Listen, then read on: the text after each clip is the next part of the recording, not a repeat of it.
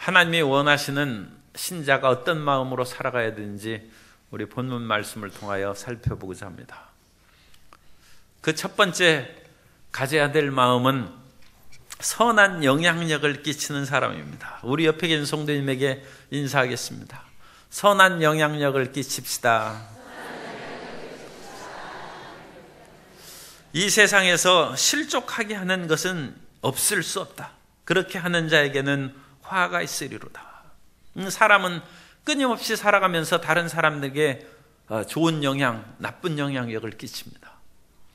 그런데 주님께서는 실족하게 하는 그런 일이, 그러니까 나쁜 영향력을 끼치는 일이 없을 수는 없다는 것입니다. 그러나 그렇게 하는 자는 불행한 인생이다. 화가 있다는 것입니다. 이 세상은 수많은 것들이 사람들을 유혹하고 자극합니다. 세계적인 그런 명품들에게는 굉장히 자극적인 이름이 많아요. 그 프랑스의 유명한 향수에 뽀아종이라고 있는데, 그 뽀아종은 독약입니다. 포이즌이 이제 불어로 뽀아종인데 독약이 독입니다. 그 향을 맡으면, 그러니까 좀 과장해서 그냥 죽는다는 것이죠.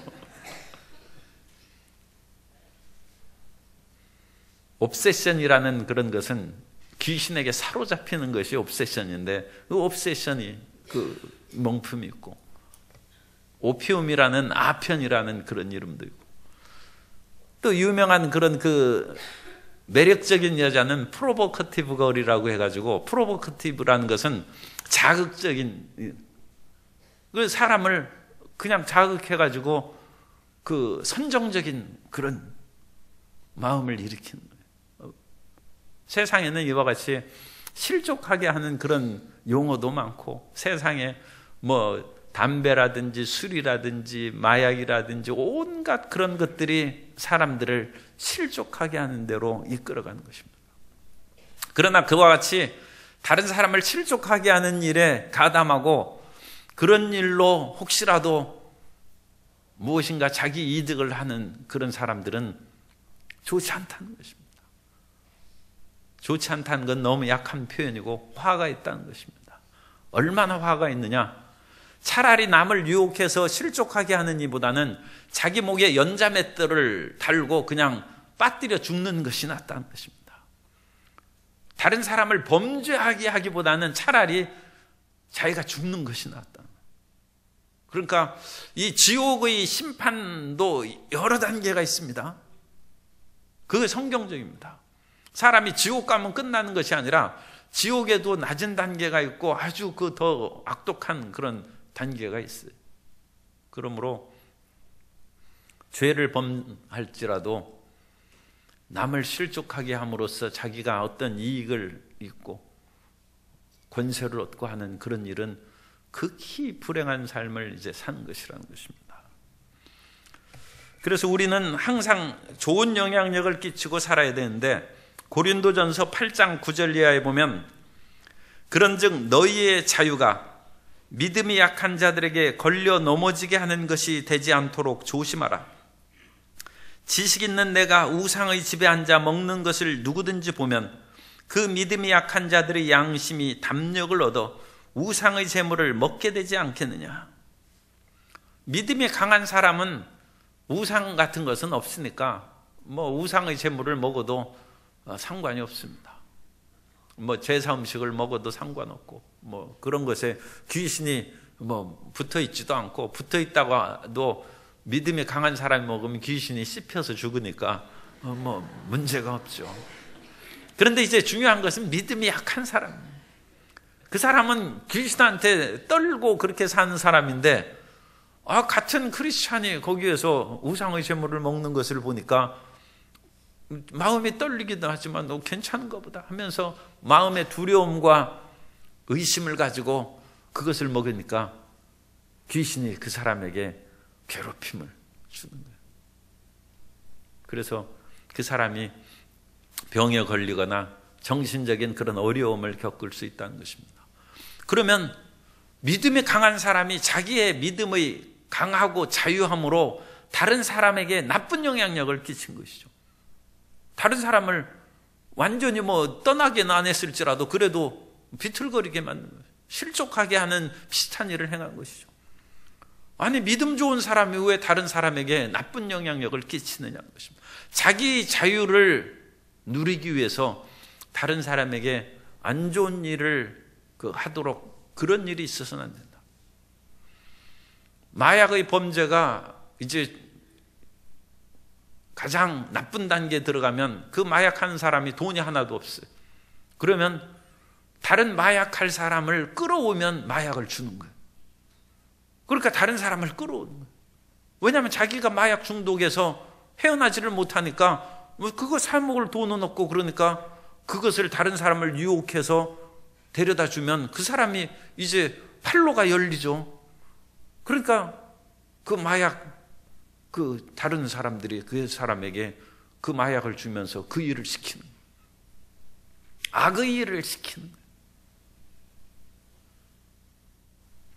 엊그제는 이제 이단 집단이겠죠. 설교를 듣는 청취하면 1시간에 12,000원 준다는 그것이 있어요. 그래가지고 거기에서 어디 가서 듣고 오면 하겠다. 그리고 이제 듣는 방법을 가르치기 위해서 여러 복음방이라고 하는 공부방에서 그렇게 유혹해서 가르치겠죠.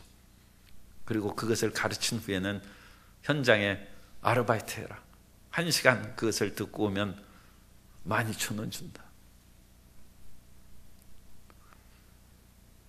악으로 자기들이 물들었으면 참 불행한 일이지만, 자기들이 그대로 있으면 얕은 지옥에 떨어지는 것이죠. 그런데 자기가 악한 데 빠졌는데 다른 사람을 유혹해가지고 같은 악으로 빠뜨리면 더 깊은 지옥으로 들어가는 거예요. 우리는 항상 자신의 삶이 행복한가, 그것도 살펴볼 뿐만 아니라 나로 있음으로 다른 사람에게 선한 영향력이 나타나는가, 내가 있음으로 나쁜 영향력이 끼쳐지는가, 그것을 살펴보면서 우리가 살아가야 되는 것입니다. 수많은 사람들이 나만 좋으면 됐지 하면서 이웃에게 나쁜 영향력을 끼치는 그런 일들이 있는데, 그런 것은 결코 크리스찬의 올바른 삶이 아닙니다. 뿐만 아니라 우리에게 이와 같이 안 좋은 그런 영향력을 끼친 사람들이 있거나, 또는 자기가 그런 일을 끼쳤다 하면 회개하고 돌아서야죠. 그래서 3절에 보면 너희는 스스로 조심하라. 항상 자신을 살펴서 내가 과연 남을 실족하게 하는 사람인지 남을 일으켜주는 사람인지 그것을 조심해서 살펴보라는 거예요. 살펴보고, 만일 어떤 사람이 나에게 잘못해서 죄를 범하거든 경고하고 회개하거든 용서하라. 잘못을 범하면 경고하라고 했죠. 그 잘못을 깨닫게 해줘야죠. 요즘에는 버스나 그런 데서도 큰 소리로 휴대폰을 받는다거나, 그래도 아무도 눈살을 찌푸려도 말을 하지 않아요. 왜냐하면 좀 조용히 받으시오 했다가는 무슨 해꾸지를 당할지 모르기 때문에 경고하는 사람이 없어요. 경고하는. 기차에서도 KTX에 또 타면 그런 사람들이 있어요. 그런데 경고하는 사람이 없어요. 조용히 하고 다른 사람에게 신뢰되지 않게 하시오. 그런 말을 하면 오히려 달려드는 거예요. 그러므로 그런 때에는 이제 거기 근무하는 사람에게 그 얘기를 이제 얘기해줘서 제3자를 통해서 그것을 경고하도록 시키는 거죠. 왜냐하면 그분 근무자니까 당연히 이제 그 일을 할 수 있죠. 그런데 자기에게 잘못한 일에 대해서 경고하는 것이 필요하다. 그런 것을 한 번도 경고하지 않고 10번 참았다가 폭발해서 그냥 가스 폭발하듯이 폭발하면 그건 죽자는 거죠. 그건 사람을 고치자고 하는 것이 아니라 자기 분에 못 이겨가지고 그냥 좀 속된 말로 너 죽고 나 죽자는 거예요. 그런 식으로 되면 되겠어요? 같이 살자고 해야죠. 같이 살자고. 같이 살면 경고를 해야 되고, 그 사람이 경고를 받고 잘못을 깨달아, 아, 내가 잘못했다, 그러면 용서하라는 것입니다. 그런데 사람은 마음에 깊이 그것을 깨닫는 사람이 있는 반면에, 그런 사람은 열에 1명밖에 안 되고 열에 9명은 깊이 깨닫지를 못해요. 그 사람이 경고하면, 아, 내가 뭔가 잘못했나 보다 해서 상대방이 말하니까 그냥, 아, 내가 잘못했다, 용서해달라고 그렇게 하는 것이지, 마음 깊은 곳에서 자기 잘못을 모르는 경우가 열에 9배. 그래서 또 잘못을 반복하는 거예요. 아니, 그걸 잘못을 지적했는데 왜 또 하느냐고 하면, 아, 그렇군요. 그 마음에 그것을 깊이 들어가지를 못해. 다른 사람의 말을 새겨듣는 사람이 드뭅니다. 그래서 오죽하면 하나님께서도 말씀하실 때 너희는 새겨들으라. 쉐마 이스라엘도, 쉐마라는 것은 새겨듣는 것입니다. 그냥 들리는 것은 귀에 들려도 마음까지 안 들어가요. 마음 깊이 듣고 그야말로 뼈와 살에 아로 새겨 들으라는 것이죠. 오늘 그렇게 들으면 또 똑같은 잘못을 반복 안 하죠. 그런데 그와 같이 뼈에 새겨서 듣는 사람이 거의 없습니다. 그러므로 하루에 7번 죄를 짓는 거예요. 특별히 7번이라는 것은 이스라엘이 하나님을 찬양할 때 7번 하나님을 찬양한다고 되어 있어요. 그러니까 7번은 그 가장 많은 수고 완전수를 상징하는 것이죠. 시편 119편 164절에 보면, 주의 의로운 규례들로 말미암아 내가 하루 7번씩 주를 찬양하나이다. 7번 기도하고 그 7번 찬양을 드리는 거예요. 그러니까 종일토록 하나님을 찬양한다는 그런 표현이나 마찬가지예요. 하루에 7번씩 찬양한다. 그런데 하루에 7번 똑같은 죄를 짓고 내게 돌아와가지고 회개하노라 하거든. 참 이 표현이 그런데 이게 사람인가 그런 생각이 들어도 용서하라는 거예요. 용서하라.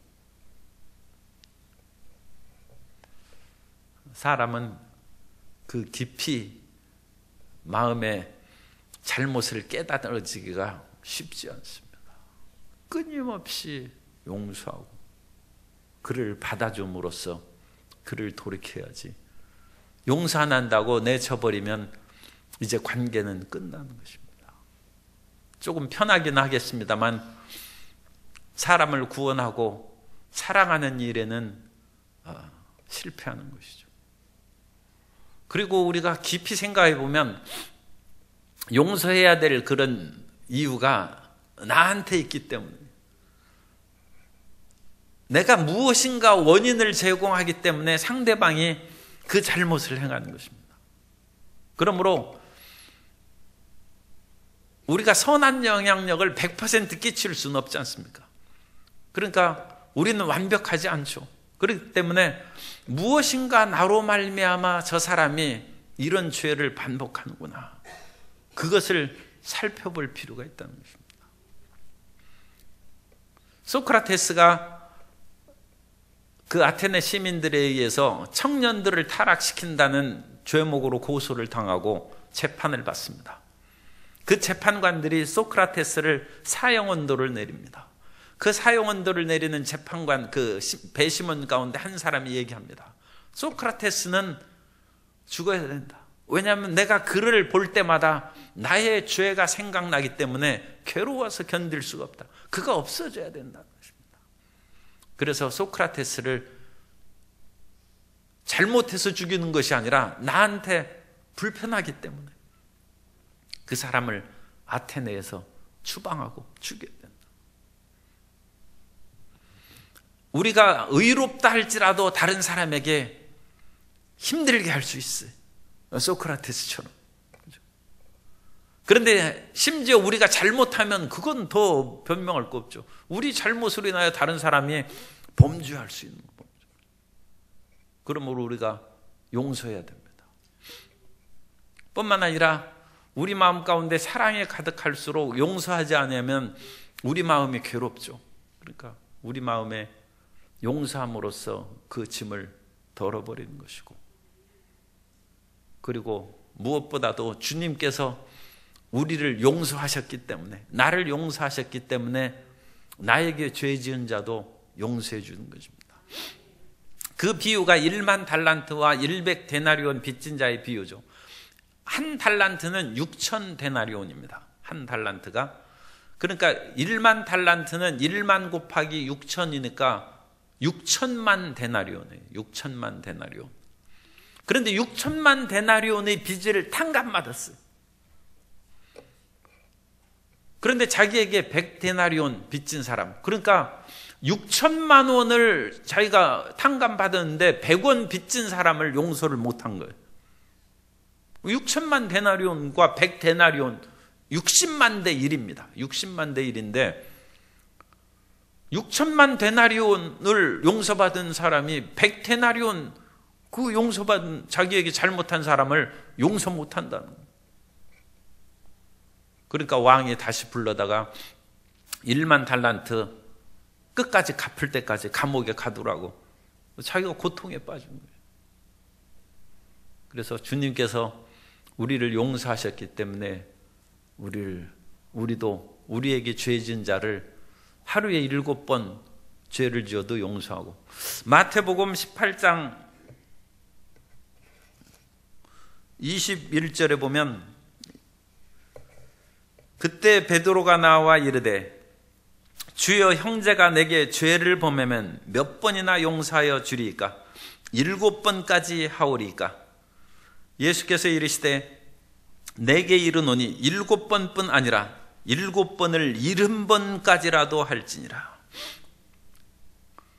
그러니까 끊임없는 용서를 주님께서 우리에게 요구하셨어요. 이거 감당하기 어렵죠. 그래가지고 제자들이 이건 좀 어려운 것 같습니다. 5절을 보면 사도들이 주께 여짜오되 우리에게 믿음을 더하소서. 주님, 7번에 70번 490번까지 우리가 용서하고, 그런 믿음은 참 어려워. 그러자 6절에 주께서 이르시되 너희에게 겨자씨 하나일 만한 믿음이 있었더라면 이 뽕나무더러 뿌리가 뽑혀 바다에 심기어라 하였을 것이요 그것이 너희에게 순종하였으리라. 너희가 겨자씨만한 믿음만 있어도 이 나무가 바다에 던져지고, 또 다른 데서는 산을 명하여 바다에 던져지라 할지라도 그렇게 된다고 했어요. 겨자씨 같은 작은 알맹이 씨앗이 있어도 그런 기적이 일어난다. 그걸 가지고 우리는 외부적인 능력을 행하는 일에 많이 적용해서 그렇게 사용하는 때가 많아요. 그런데 우리 내면에 대해서 적용하는 것이 좋습니다.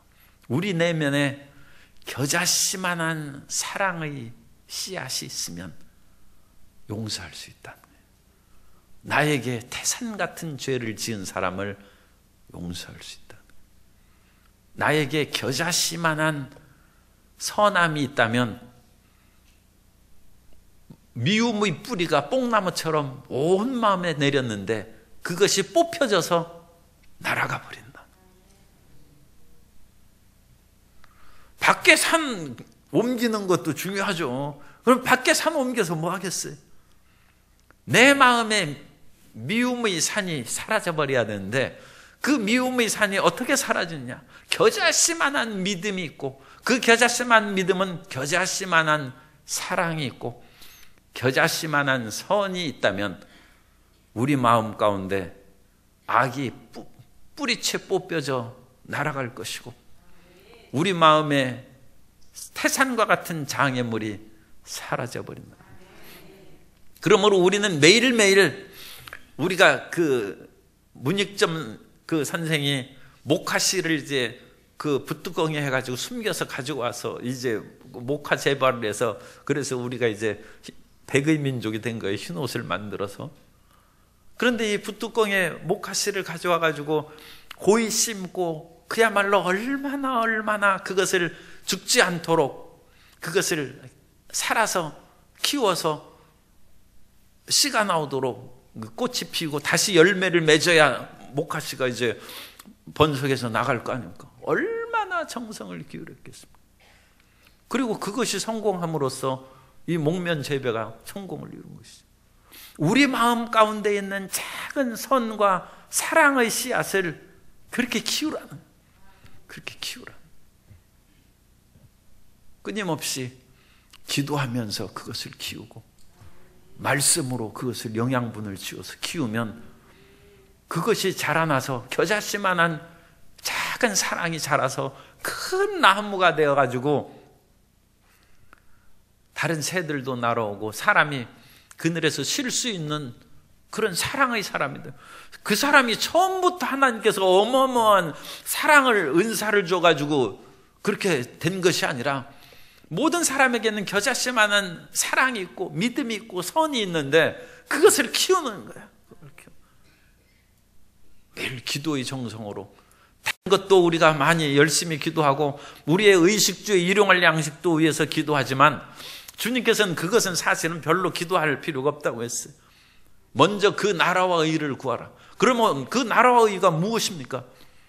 전도하는 것이 나라와 의죠. 그러나 그것보다 또 우리 마음 가운데 날아와 있는 내 마음에 넣어준 사랑을 키우라. 사랑을 키우라. 내 마음에 있는 작은 선을 끊임없이 키워서 풍성하게 만들라. 그리고 내 마음에 그와 같은 사랑이 자라면 미움이 뽑혀나가. 그러니까 기도하고 나서 미움이 줄어들고 사랑이 커져 있으면 기도를 잘한 것이고 응답받은 것이죠. 기도하고 나서도 미움이 없어지지 않고 사랑이 오히려 줄어들었으면 기도 잘못하는 것이죠. 그래서 우리 마음 가운데 이 선을 자라게 한다. 선을. 그런데 주님께서는 우리에게 죄 지은 자를 어찌 7번 용서할 수 있습니까? 어찌 7번에 70번까지 용서할 수 있습니까? 겨자씨만한 사랑만 있으면 할 수 있다는 것입니다. 겨자씨만한 선이 있으면 용서할 수 있다는 것입니다. 그리고 그와 같이 우리가 다 했어요. 다 했는데 우리 속에 선도 잘하고 사랑도 잘하고 그랬는데 교만할 것이 하나도 없어요. 그래서 7절부터 9절까지는 종에 대한 비유입니다. 그래서 종이 열심히 일했어요. 열심히 일하고 집에 들어와서 보니까 주인이 식사를 안 하셔서 자기는 하루 종일 열심히 일했는데도 불구하고 피곤한 몸을 이끌고 밥상 차리고 해서 주인이 끝까지 식사할 때까지 다 지키고 시중 들고 그렇게 했어요. 그런 후에 주인이 그 종에게 살해하겠느냐? 감사하겠느냐? 당연히 종이 해야 될 일을 한 것뿐이다. 사랑을 위하여 기도하고 선을 위하여 애쓴 그 모든 것들은 크리스찬의 근본적이고 기본적인 일이기 때문에 그런 거 해서 내세울 거 없다는 거예요. 그걸 안 하는 사람들이 많으니까 그것을 한 사람이 좀 대단하게 여기고 좀 마음에 자만 긍지를 가지고 긍지 정도는 괜찮아요. 그런데 자만할 수 있어요. 그런데 크리스찬이 사랑하는 것은 당연하다. 우리는 무익한 종이라 해야 될 일을 한 것뿐이다. 성숙한 제자입니다. 하나님의 성숙한 크리스찬의 모습입니다. 그런 사람들이 우리 교회에 많이 있기를 바랍니다. 그런 분들이 성자입니다. 사실은 그런 분들은 하나님이 보시기에는 당연한 크리스찬의 모습인데 세상에서는 그분들을 성자라고 이제 부르죠. 성자라고 부르는데 그분들은 스스로 성자라고 아무도 생각 안 해요. 우리는 무익한 종이라. 당연히 예수님께서 나를 위하여 십자가에 못 박혀 피를 흘리는 사랑을 베풀어 주셨는데 내 속에 있는 조그만 선을 그걸 어찌 못 나눠주겠습니까? 나는 해야 될 일을 한 것뿐이고 무익한 종일 뿐입니다. 그런데 그분들이 사실 성자죠. 하나님이 보시기에는 뭐 당연한 자녀의 일을 행한 것이다 할지라도 참 훌륭한 분들이죠. 그래서 우리 안에 어떻게 그와 같이 훌륭한 그런 사랑을 만들고 선을 행하느냐. 끊임없이 기도의 물을 주고 말씀의 양분을 공급하고 성령의 도우심 가운데 우리가 살아가면 우리 내면에 사랑이 자라난다. 사랑이 풍성하게 자라나시기를 예수님 이름으로 축원합니다. 그것만큼 더 위대한 일이 없습니다. 내 마음에 선이 자라난 것만큼 더 위대하고 기쁜 일이 없습니다. 그것으로 인하여 올 2018년도 아직 몇 달 남았으니까 한 해를 잘 결산해서 성장한 것을 잘 살펴보시기 바랍니다. 그래서 여기에서 제자들에게 첫 번째 선한 영향력을 끼치는 사람이 되고, 두 번째는 용서하는 사람이 되는, 그리고 그 용서하는 그 사람은 마음속에 사랑이 자라나서 용서가 되는 것이죠. 그리고 이제 11절부터는 감사하는 그런 삶입니다. 이 11절부터 또 우리가 말씀을 깊이 나눌 수 있습니다만, 이 본문을 가지고 지난 6월에 제가 11절부터 19절까지 설교를 했어요. 그러니까 그것을 길게 하지 않기 위해서 그냥 하나로 묶었습니다. 그래서 우리가 언제 어떤 삶을 살든지 감사하는 삶을 살아야 된다. 그래서 10명의 나병 환자가 고통 가운데 살다가 예수님 앞에 나왔습니다. 예수님께서 제사장에게, 왜냐하면 제사장이 구약 성경에 보면 나병 환자를 진단합니다. 그러니까 그 진단하는 제사장에게 치료받은 것을 이제 확인받으라는 거죠. 그럼 아직 안 나았는데 제사장에게 이제 가야 되죠. 믿음으로 걸어가는 거죠. 그러니까 사람들은 가끔 믿음으로 나았다 얘기하라고 그러면 잘 안 하는 것이 있어요. 이게 무슨, 그런데 믿음으로 나았다 하면서 이 나병 환자처럼 가는 거예요. 그럼 주님이 치료하시는 거예요. 그걸 믿어야죠. 그죠? 그런데 내가 낫기 전에, 그리고 어떤 사람은 정말로 하나님의 그런 뭔가 성령의 불같은 뜨거움이 있고 머리끝부터 발까지 시원한 것이 쫙 내림에도 불구하고 병원 가서 엑스레이 찍어본 후에 확인해 보겠다고, 그런 철저한 그 검증파죠. 그런데 이 10명의 나병 환자는 예수님이 가서 몸을 보이려 하니까 이 제사장은, 아니, 그 나병 환자는 제사장한테 못 갑니다. 부정한 사람이기 때문에. 그런데 이건 대단한 결심으로 나아가는 것이죠. 그런데 이분들이 참 그 믿음으로 나아가자 순식간에 나왔어요. 별로 몇 걸음 가지도 않았어요. 왜냐하면 예수님이 거하시는 곳에 이 한 사람이 쫓아왔으니까. 예수님께서 그 자리에 한두 시간 계속 머물렀다면 한두 시간 거리 가다가 이제 돌아온 것이죠. 그러니까 그렇게 오래 걸린 시간이 아닙니다. 그러면서 이 한 사람이 하나님께 영광 돌리고 그 앞에 엎드려 절을 하는데 사마리아 사람입니다. 사마리아. 그래서 믿음을 가졌다고 하는 유대인들보다 오히려 믿음이 없고 우리 민족이 아니라고 배척하는 사마리아 사람이 감사의 삶을 살아갑니다. 그러니까 우리가 평상시에 모든 일을 너무 당연시 생각하는데 자칫하면 유대인이 될 수 있어요. 감사를 모르는 것이죠. 그런데 이 사마리아에는 좀 유대인들에게 배척당하고 소외된 그런 외로움을 겪었을지 몰라요. 그런데 나 같은 사람에게도 치료해 주셨구나 하니까 너무 감격해서 예수님께 뛰어왔을지 몰라요. 항상 범사에 감사하는 우리가 돼야 될 줄로 믿습니다. 모든 일이 당연하다고 생각하면 안 돼요.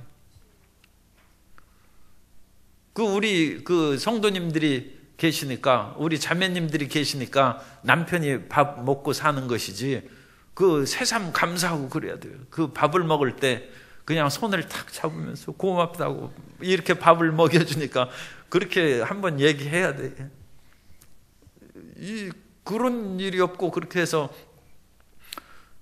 어디 출장 가거나 아내가 출장 가거나 그러면 어떻게 밥 먹고 삽니까? 그러니까 평상시에 당연히 있었던 그런 일에 대해서도 새삼 감격하고 매일매일의 그런 모든 삶 가운데서도 새삼 하나님께 감사하고, 그래서 그 기쁨을 우리가 다시 증가시키고 회복하는 것입니다. 그러니까 예수님께서 기뻐하시면서 10사람이 다 깨끗함을 받지 아니하였느냐? 그 9은 어디 있느냐? 이 이방인 외에는 하나님께 영광을 돌리러 돌아온 자가 없느냐 하시고 그에게 이르시되 일어나 가라. 내 믿음이 너를 구원하였느니라. 내 믿음이 나병을 치료한 것뿐만 아니라 내 믿음으로 구원의, 영혼의 구원을 주님께서 베풀어 주신 것이고 예수님과 더불어 함께 동행하며 살아갈 수 있는 영적 교제의 은혜도 더하여 준 줄로 믿습니다. 그래서 우리가 감사하면 하나님께서 더 풍성하게 채워주시고 항상 우리가 많이 듣는 얘기입니다만 촛불을 보고 감사하면 전등불을 주시고 전등불을 보고 감사하면 달빛을 주시고 달빛을 보고 감사하면 햇빛을 주시고 햇빛을 보고 감사하면 천국의 빛을 주신다고 했습니다. 그래서 감사가 끊임없이 우리 마음 가운데 성장하고 발전하는 삶을 살아야 될 줄로 믿습니다. 우리 인생에 있어서 고통과 어려움 그런 것들은 술을 놓는 거나 마찬가지예요. 어거스틴이 얘기했어요. 어거스틴의 어머니가 술을 놓았는지 모르겠어요. 그래서 이 술을 놓는 수실의 뒤편에 보면 여러 가지 색색실이 이렇게 해가지고 지저분해 실 끝이 이렇게 해가지고 그런데 술을 놓은 그 앞은 깨끗하고 아름답죠. 그죠? 거기에서는 기화효초가 그와 같이 만들어지고 향기는 없는데 벌나비가 있고 아름다운 그런 모습이 술을 놓은 전면에는 그렇게 보입니다. 그러나 그 뒷면은 온갖 실들이 헝클어진 그런 것으로 지저분하죠.